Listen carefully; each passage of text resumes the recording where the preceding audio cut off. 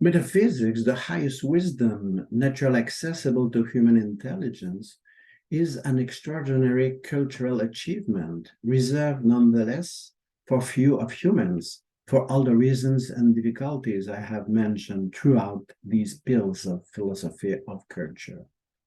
Once discovered, the essences and laws of nature and the existence and nature of God never weary our contemplation.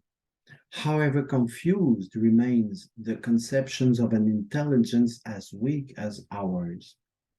It makes possible a certain relationship, a certain cult, a certain gratitude to the author and providence of such an admirable creation, as we find some allusions in the end of Aristotle's Nicomachean in Ethics and among several especially penetrating philosophers. Aristotle, for example, at the end of his considerations on happiness, recognizes the possibility even of a friendship with the divinity. It is, he says, by conforming to one's intelligence and taking care of it, that one displays the most excellent disposition and most deserves divine friendship. Yet, whatever joy this wisdom gives to whoever develops it, this wise person remains a little hungry. He retains the desire for a more precise knowledge and a more intimate acquaintance with this God, for a more distinct information on the eternal life which must take over from earthly life, in which he eagerly awaits, as Socrates so eloquently testifies, as the moment of his own death. The wise also wants to understand this break that he observes in human nature, which mysteriously makes man tend more easily to sensible pleasure and material possession than to wisdom, which nonetheless is alone able of fulfilling him.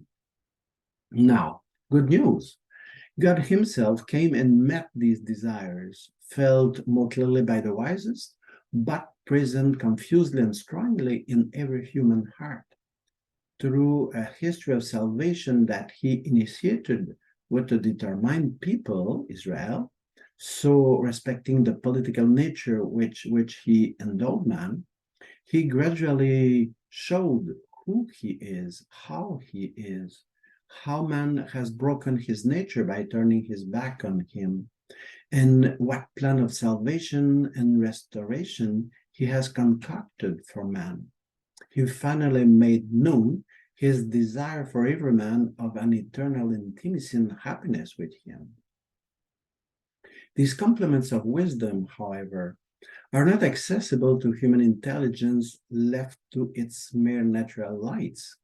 They offer themselves to it through a supernatural faith in the revelation made by God through his chosen people and their prophets, culminating in the incarnation, life, passion, and resurrection of his Son Jesus Christ, and their continuation in the history of the church he founded.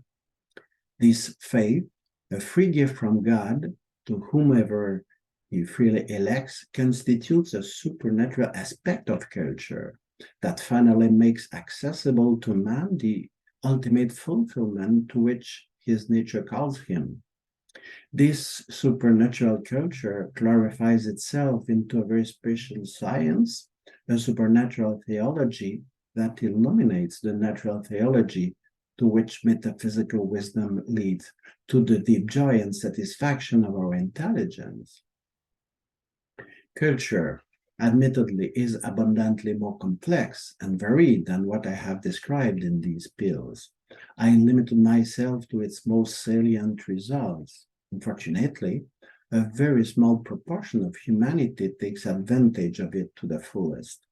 Its great difficulty and the multiple conditions it requires are in question, but also, unfortunately, various deviations from which culture suffers in the course of its history.